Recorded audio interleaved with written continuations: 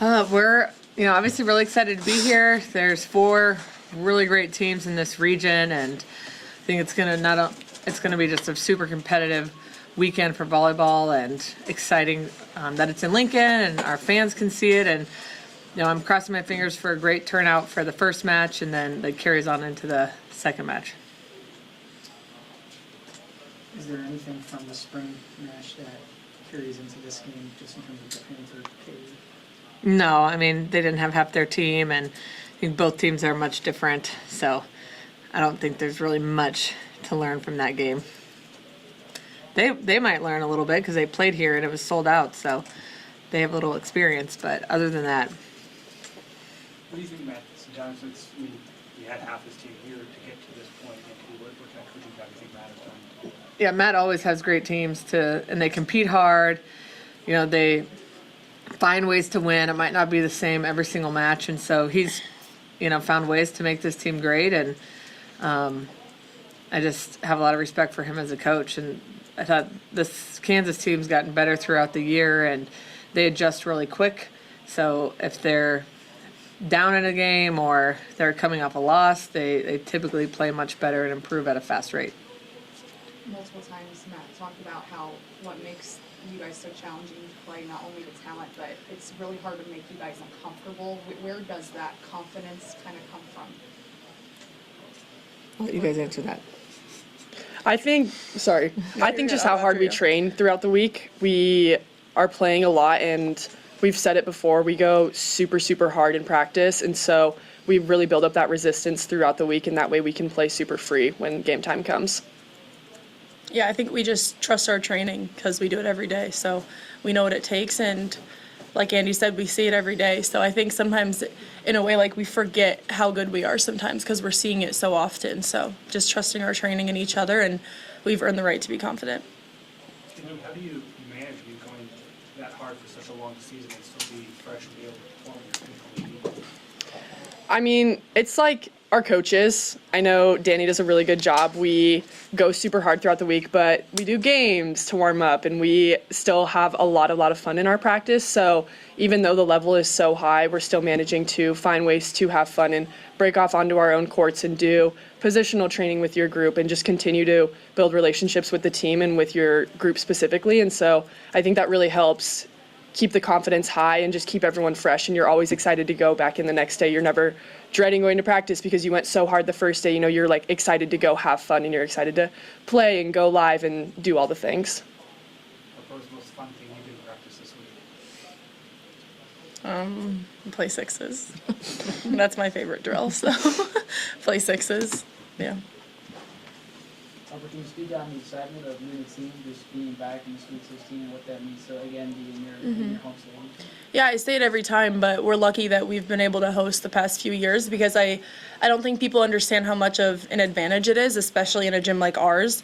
So I know we're grateful that we get to be here, and every week it gets harder and harder, and we understand that it's getting closer to the national championship, and it's going to get harder every week. So I said this last week, but just really being grateful of where we are and being focused each day on what we're working on and what we need to get better at, because if you look too far into the future, you're probably going to get a little nervous and get a little stressed out. So just really focusing on what we're doing in the moment and focusing on where our feet are. Maybe we talked about playing free. It's a big thing this team. You practice hard. That's kind of the reason you're able to do it. But you personally, how much has that been a priority for you and your game this season? It's been huge for myself personally, and I think the whole team feeling like we can play free really helps me, because the whole vibe on the court, regardless of who's in, you can just feel that there's so much confidence. And obviously, like, if the team is feeling pressure, then you're going to start to feel pressure for yourself personally. So it really helps that everyone on the court feels free, and then I also feel like I can just play free and play like Andi. That's what Bree and I work on. So yeah, it's our sports psych, sorry, but that's the answer. And with your offense being so good, what's one or two examples of your internal stats that Nate Wilson does that explain why this offense is so strong? Certain rotations or out of system or something. I don't know if there's a certain stat. It's more when you see the amount of attempts and how even it is, and And then the stats of the people that aren't starters that come off the bench and their stats, how high they are. And a lot of times when you have people come in matches in tough times, or even if we're ahead, you know, they might make a couple errors because they're nervous, but those guys have crushed it every time they've come in. So I would say that is probably most important. But I just think the overall amount of attempts and the attempts our middles have, I think is, you know, something that we wanted to do in the spring and carry over to the fall, and we really executed that. Yeah, I don't know if you felt pressure last year because the Final Fours and Louisville can make it through this weekend too. Is the pressure of being the number one overall seed, how does that compare to what you had left from last year? Last year was a lot of pressure when you're hosting, and that was different, even a whole different level, because it was the first time that Louisville had ever had an opportunity to really be there when they were hosting. So that felt like a lot of pressure, but that was also exciting. So Coop was going to be one of the first. I think right now, I think there's tons of pressure as a I don't think it's number one seed. I think it's the fact of our book of work this season makes the pressure even more. But I do think this team has a lot of experience with it. The staff has had a lot of experience with it. So it's nothing new, which I think helps to alleviate some of that. And when we're talking in our day-to-day and communicating on the court, it doesn't feel like anything different or like there's more pressure right now. And you were obviously, I mean, it's a painful moment when you're on the runner-up side a year ago, but when you were far removed and now that you're in the same conference, did you develop an appreciation of what Katie had done for women's coaches last year? Oh, yeah, for sure. I mean, being in the Final Four even a couple times before that and in the national championship game, it's like honestly, like we needed to get the monkey off the back of women not winning, because it kind of got annoying, like being asked that. What would it mean to you? Of course it'd be amazing, but it's like, why are we in this position? That's the main question. So to have that finally done and over with, you know, I think it was a joyous time for all female coaches, and even being on the losing side of that, it's like I'm happy that a woman won, and going into that match was like, finally it's going to happen. And so we didn't really think about it during the match because we knew it was going to happen. Or was it like playing against a team with a 6'7" opposite hitter?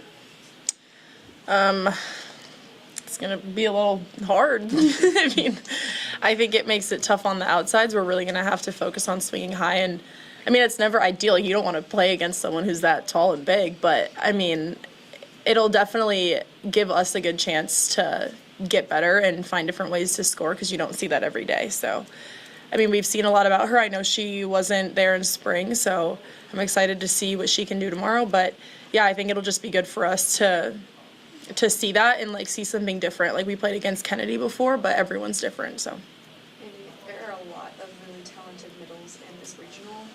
Just how exciting is that, to know that there are really good middles, but there are also really good middles that are getting a lot of love too, and not being overlooked. It's super exciting. I mean, I love to see the love that middles are receiving. I'm gonna be honest, I haven't really followed along with it. I've been staying off the social media, so I don't know who you're referring to exactly, but I mean, that's very exciting to hear. So, and like for Becca and I personally, like Dani said, we've been working on getting set a lot, and same for Manaya and Kenna in practice, like we're really pushing our middles, and so to hear that other people are having that success as well is exciting. I mean, STM. Set the middle. Oh. No. Harper, It's a middle thing. the KU coach maybe a little bit jokingly said that the Big Ten didn't really pressure you guys a lot, just maybe down or whatever in open league. But how much do you guys as a team embrace teams wanting to throw everything at you guys in these types of matches? Yeah, I think we had a lot of success in the Big Ten the past few years. And I know it's looked a lot different this year, but I don't think that's any discredit to how much we've worked and how hard we've worked. So, I mean, I think we've seen a lot of things about people, like saying we weren't pushed enough, but I think we push ourselves in practice and we're ready for that if that were to come in. So, we're excited for tomorrow, and we know Kansas has been successful this year. So I think that's something to look forward to. For either player, it's been said that sometimes the regional semi and the regional final can be even tougher to get to the Final Four than even the Final Four itself. From your past experience, how would you react to that? And is an undefeated record almost an albatross over your head? Is that for both Yeah, of for us? both of us. Either one. Oh yeah, I mean, like I said, it gets harder every week. So, I mean, you can't control the bracket, and we know that. So, just every day working on who we're gonna play and scheming against those teams because you don't know who you're gonna play next sometimes. So, you can't control anything, but you can control what you want to control and nothing else. So, And what about the overall undefeated record? I mean, that's awesome. I think we've earned it, and we're obviously undefeated for a reason. We've put the work in, but I think as a team, we don't want to focus on that because there's a lot more to it than that, and that doesn't have to define our team. Dani, earlier today, A&M coach Shane Morrison was talking about as he builds that program's volleyball culture and crowd environment, how he's modeled it a little bit after Nebraska. How is it encouraging is that to hear that other programs are really still looking to this place to build their own environment? Super important. I mean, I was at a school last year that was doing the same thing, you know, like everybody's chasing Nebraska, and it's flattering, and I feel like it's a little bit of our duty to continue to do that. Like, so now what's next here? Because we want to keep raising the bar and pushing these programs even more, not just to have a great crowd. What does that crowd look like? How can you generate revenue? Everything. So we want to, again, keep raising the bar so there's more. And so programs across the country, coaches across the country aren't satisfied hitting this or this or this. They're pushing the sport further, and it's just going to be beneficial for everybody. And it's, you know, amazing to be in front of that and to continue to push things forward and give coaches ideas. And again, we want the sport to grow even more than it is here. And Andy, on that note, this weekend will be the final iteration inside the Dani Center before they do construction. What's it going to mean just for this team and the whole program, the other coaches who've been there, the other players, to see this continue to grow like that? It's super special. I mean, the Bob is such a special place, and I think every player who has ever played here can attest to that. The environment is so special, and everything that we have here and get to experience here is one of a kind. So there is no place like Nebraska, and it'll be really exciting to see what they do in the future. But while they're renovating it, we're really going to miss it. One or two more. Dani, has your message changed at all ahead of this weekend? I'm sure it's just keep doing what we've done great all season, but have you guys had those conversations like we are one step closer to the ultimate goal? It hasn't really changed. It's been the same all year. We want to be where our feet are, enjoy the journey, not take anything for granted. You know, a lot of the pretty basic coach speak, but I think it's very important and relevant for this team. Coach, obviously you're not looking ahead, but just have you been able to catch up with Coach Meskey? I know he mentioned in his press conference earlier, like pumpkin bars with the Busboom family. He has fond memories. Oh gosh, my mom's probably going to bring those tomorrow, so that's funny. Well, we did go out last night. I'm like, where do you guys want to go? And he chose Runza, so we had a nice chat at Runza on Westo. But yeah, it's great to see those guys again and spend 8 years with them. And I was cracking up when we closed it down, the Runza.